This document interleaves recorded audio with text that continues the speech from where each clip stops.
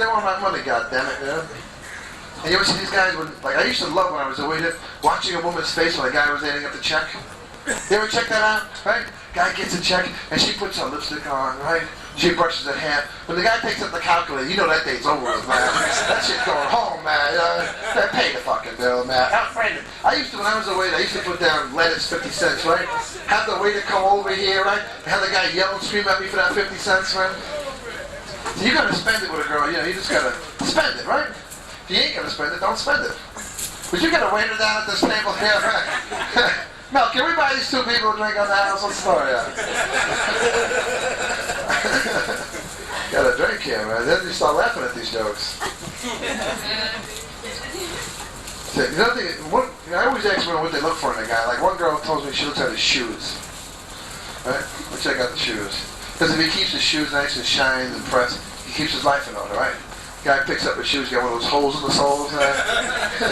You know he's going to forget your birthday. The guy forgets the sole of his shoes, he's going to forget your goddamn birthday, right?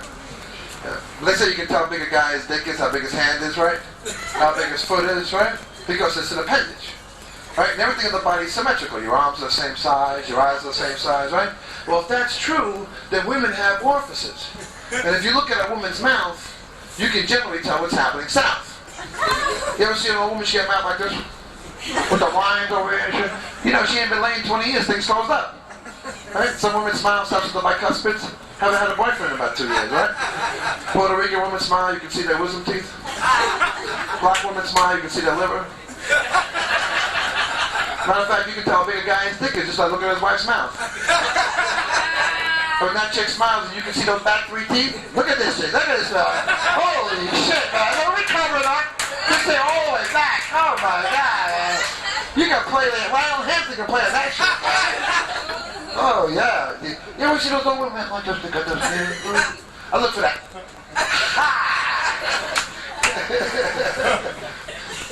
Because you know it looks the same, right? Matter of fact, I was talking to a doctor. This is the God's honest truth. When something is wrong in either place, the other replacement part is in the other spot. That's what Deep Throat was all about. Did anybody see Deep Throat? Now, come on now. We know somebody's seen Deep Throat. We know you've seen it, man. You see one that does Dallas, February, and everything else, right? But you know, we know we all seen. Did you see Deep Throat? Because she's covering her mouth. She said, "Oh, this guy ain't gonna say nothing to me, Jack."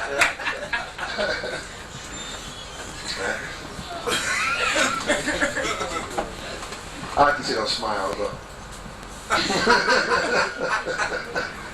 Ladies and gentlemen, we're going to bring on a woman who's going to give a woman's side of her comedy. She's the other woman in everybody's life. Here she is. She's wearing her Knock 'em Dead red, Miss Gladys Simon.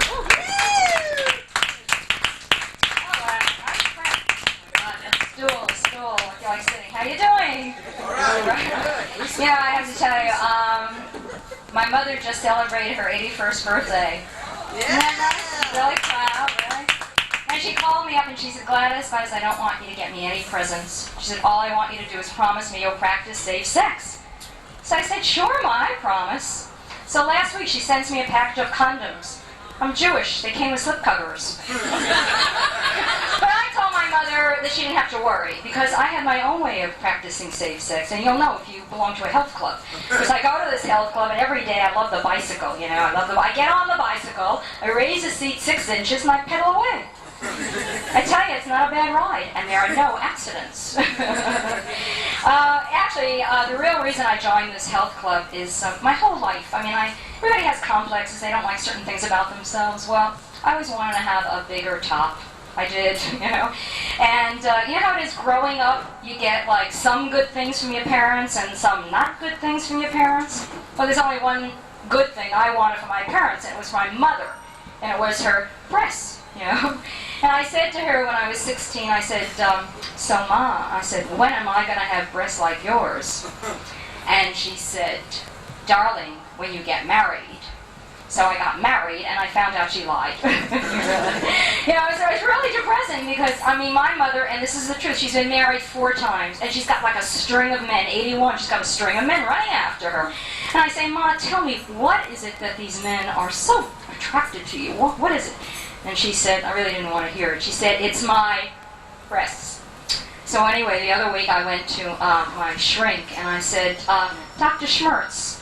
That's his name. I said, Dr. Schmertz, tell me, I mean, does a woman with larger breasts have a better shot at getting a guy than a woman with little tiny breasts? And he says, I pay him like $100 an hour. And he said, I can't tell you. Check it out. So I want to check it out. This is my first time, right? So I want to know, in this audience, how many men in this room prefer women with small breasts? Can I see a show? Anybody? Oh, I'm really getting depressed. I need to take a blue Valium. I have it in my pocket. How many men, I'm going to turn around for this one. How many men prefer women with large breasts? This is really, how many men prefer chicken breasts? This is like, that's it, you like that one, right? It's really depressing, Anyway, I figured, Jesus Christ, I got to do something about this. So I went to the health club. They give you these exercises to increase your pecs. So anyway, but it was too much work, So I went and I got myself some gravity boots. Do you know what gravity boots are? They're like these things you strap onto your ankles so you can hang upside down, right? So every day I go to my health club, I strap these things onto my ankles, and I hang upside down. And I pray that what's in my bottom will fall into my top. Now, I tell you, if that would happen, my boyfriend would be some happy guy. He really would. I've been going out with this guy for 14 years. Dick, hi, he's here. What can I tell you? I believe in giving a guy a chance, right? After all, he had the second most dreaded disease of the 80s, FOC, fear of commitment. So, finally, last week, I figured I would try. I'm always trying, thinking he's going to come around. So I said to him, Dick, I said, tell me, is there something about me you don't like? Is there something about me you wish were different? And he said, no. I said, you could tell me, I won't get upset. And he said, all right. He says, to tell you the truth, he said, I wish your breasts were a little bigger. I said, bigger? Are you crazy? I've been hanging upside down for months. My breasts are the perfect size for my height. And he said, all right, don't yell at me. He said, all right, so then I wish you were a little taller. Everybody has a problem, that they don't like. I really think all my problems started. Where do your problems start? Where they start? Go to a shrink for 20. Back in the womb. Right there. That's true. Here I was, lying around, treading water. What else did I have to do? Waiting for the big move? And I hear my mother talk to her friends. And they'd say, so Rose, what do you want it to be? My mother would say, what does every mother would say? What did they say? The same thing. I don't care what it is as long as it's healthy. No. Tall. It's true. My mother only wanted a tall kid. And you know why? Because my mother is this tall, standing up. Really, if she met Dr. Ruth, she'd have to look up. But listen, every kid wants their mother to love you. And if your mother loves you, doesn't love you, you grow up, up, right? And so when I came out of the womb, I was pretty tall. I was 9.5 pounds. It was true, I almost ripped my mother apart. I was 19 inches long. I was a big kid. My mother called up everybody and she said, listen, she said, don't send toys, send a training bra. Yeah, you know what? I'm still wearing it. The only problem was 2 years later, I was 29 pounds, but I was still 19 inches long. It's true. So my mother took me for growing injections. Growing injections, they exist, hormones, $20,000. I didn't grow. My mouth got bigger. I tell you, my mother was pretty upset, but my boyfriend's never minded. I like to talk about my mother. I really love her. I'm an only child, and I do love her. She happens to be giving me her Social Security checks to support me while I'm trying to support myself doing the West End, And actually, she is in a nursing home, but don't get depressed. She's really not sick. She checked herself in because she wanted to have other people around besides me that she could drive crazy. It's true. And once a week, I go to this nursing home. It's in the Bronx, where I perform. I do this very same act, and I'm a big hit there. And I get a lot of confidence because it's the one place I know where if I bomb, I can get out before they do. You know, it's true, yeah. And I have a schedule, you know, like Monday night I go to the health club. Tuesday night I do the Evil Tavern. Wednesday night I see my ex-boyfriend when he's not seeing his wife. No. Saturday night I come to the West End. And before I come to the West End, I go to group therapy. I do. Before group therapy, I used to go to group sex. That's what put me in group therapy. Yeah. And tonight, it's really the truth, the discussion was on my depression. I know I don't look depressed, but I am. My alimony's running out at the end of the year. And I have to go to work and find another husband. Or else I have to try to sell my body. And I'll probably get a small fee and have to give change. So I have this friend Myrna. She's a publicist for entertainers, Myrna Prost. And I called her up actually Thursday night. I said, Myrna, I said, you know 9 million men. I said, who can you fix me up with?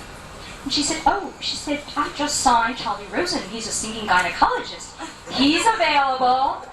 I said, so what are you waiting for? Fix me up with him. And she said, I can't. I said, why can't you? She said, he only likes women in their 20s. I said, so fix him up with half of me.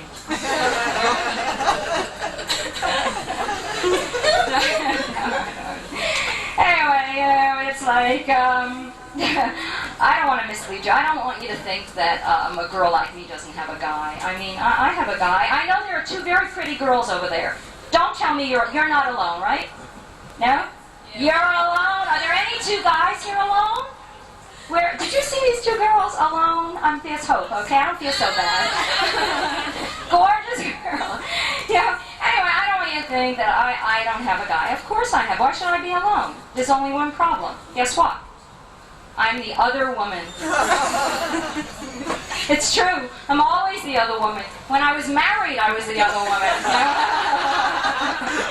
You know, my problem is I can't get to my men early enough. I can't get to my men early enough. If I met a guy in the womb, he'd still be attached and living with his mother. I always like to tell a little bit about myself. I grew up in the Bronx, East Bronx, thank you. 173rd and Ho. I know how poor, then you know how poor. I would say how poor I was. I was so poor that they left the E off the Ho in Ho Avenue. You know, when you're so poor, you want to be someone. So I used to sit out on my fire escape and I used to dream of being like Miss America. It's true. Instead of Miss America, I went on Miss Other Woman. Yeah, I hold that title from 1988. Check it out. 87, 86, 85. It goes so far back, even Eve once said to Adam, okay, so who's Gladys? Yeah, so what do I have to show from? I don't take anything from a guy, nothing. So what do I have to be Miss Other Woman? I have 2 losers. I go out with 2 guys. I do. A 35-year-old one and a 65-year-old one. I'm not stupid. One's for sex, one's for Scrabble. You know. Boy, that 35-year-old, he has some big vocabulary. And a 65-year-old, he doesn't need one. Well, a couple of months ago, I got really depressed. I thought the summer's coming. I don't want to be the other woman. So you know what I did? I took an ad in the personals column. I did in New York Magazine. I used to date 2 losers. Now I'm dating 22 losers. Yeah, but you know, this ad is not cheap. It cost me like $300, but I tripled my investment. I got $900 worth of free dinners.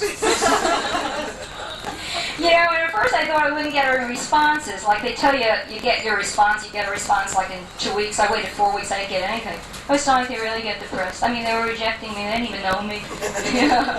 But then one day they all came. I got 98 letters. I can't tell you what my ad said, but 98 letters, 12 from women. Which I decided to keep in case I really got desperate. Girls, did you take that? No. You know, and the best part of an ad, if you want to get a good laugh, other than coming to the West End, is you take an ad and then you sit and read your letters. And they all said the same thing. Dear Box 36D. Box 36D. No wonder I got all those letters. And do you know what kind of men answer personal ads? You want to know what I'm going to tell you? Nice men. Nice men in jail. Don't laugh, at least they used to commitment. Nice men over 50 living with their mothers, you know, like Norman Bates from Psycho. Weirdos, sexual perverts. I got 20 letters from sexual perverts. Then I got this one, which really fascinated me. He wrote to me there were 27 different sexual positions he wanted to do with me. 27. I couldn't think of 27. Sir, could you think of 27? Yes. Sir, if you could think of 27, you wouldn't be here tonight. So I called him up and I said, I racked my brain all week, but I couldn't think of those 27 positions. I can only think of one position, me on bottom, you on top. And he said, oh yeah, so that makes 28. Anyway, I gotta get off because I want to give a thank you.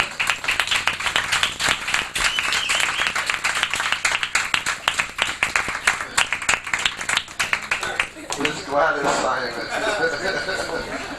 We should have words for her in my neighborhood. There used to be, in every neighborhood used to have a girl named Marianne. Right? Set the guys on the right road to happiness.